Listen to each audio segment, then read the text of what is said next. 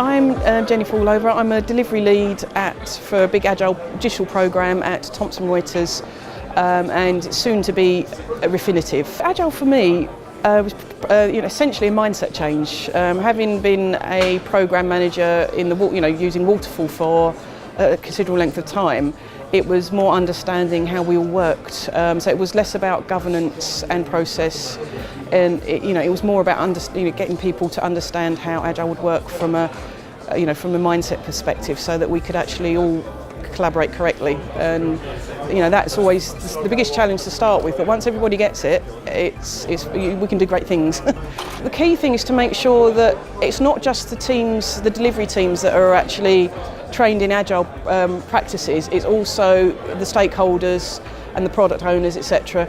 Because what you can find is that if you've only got half a team that understands the principles and the mindset, then you're going to struggle to work together. So if all of the organisation understands how Agile can benefit them and they have the right sort of training, then you're on to a winner basically. So for me, if people have had the training, you get a much better output and productivity and efficiency than if you're struggling with people seeing things in a different way. To be honest with you, in the IT industry generally, there's a lot of work to do. So from when I started over 20 years ago now, it is actually declined. The women in technology has declined, and we're still, companies are still struggling to find that female pipeline.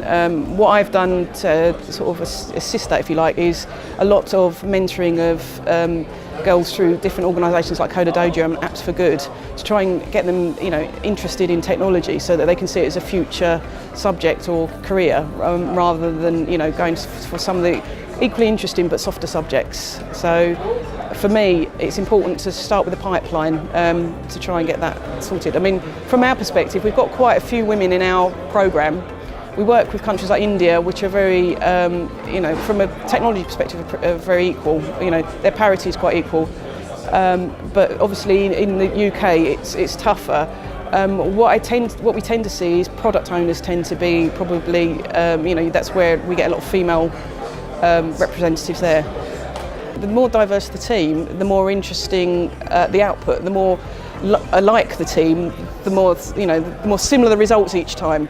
And if you want to try and improve things and change things, and in the spirit of continuous improvement, you need to have lots of different people with different expertise and viewpoints and backgrounds that can contribute and have different lenses on stuff. So for me, it's really important to have a huge mix of different people. That's where it's worked the best for me, having diverse groups to work with.